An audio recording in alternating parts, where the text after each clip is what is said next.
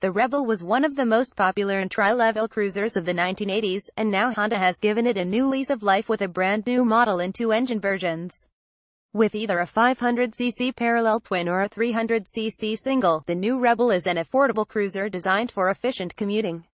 For a whole generation of motorcycle riders, the name Rebel probably rekindles fond memories of a time when the original CMX 250C cruiser was a prime choice for entry into the world of motorcycles. Introduced in 1985 with the Nighthawk's 250cc inline twin, the Rebel remained in production for several years, providing trouble-free commuting services and an excellent base for customizing throughout the 1990s. When Honda decided to resurrect the historic name, its lineup offered a variety of ready-to-house solutions.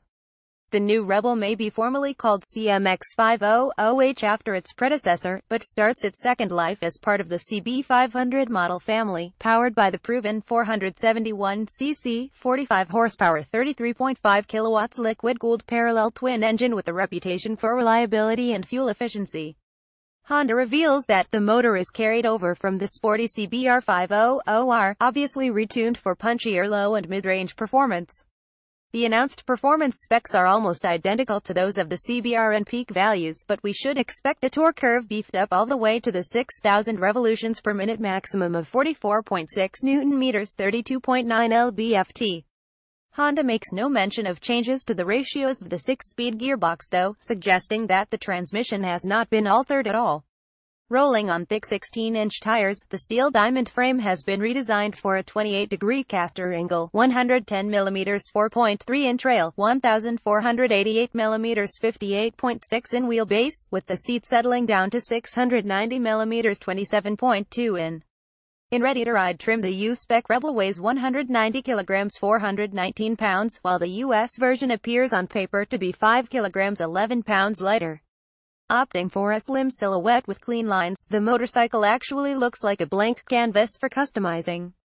Honda's accessories list contains only some very basic bits, like a short screen, rear rack, and saddlebags, although a wider range of gear from third-party manufacturers sounds like a very reasonable expectation.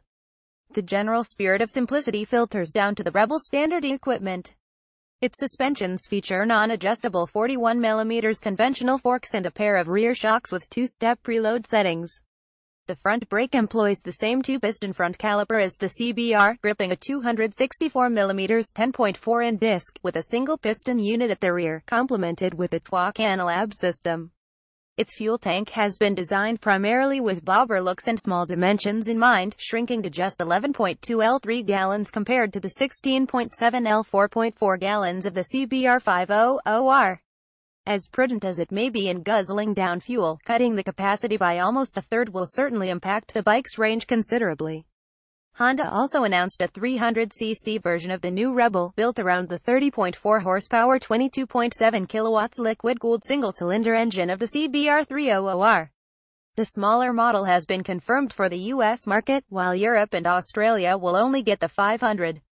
Honda North America has announced that the Rebel 500 will retail for $5,999 and the 300 for $4,399, going up against popular motorcycles like the Harley-Davidson Street 500 and Kawasaki Vulcan S. The 2017 Rebel is expected to start shipping in April 2017. Until then, Honda's stylish video below serves up a first taste. View Gallery 31 images.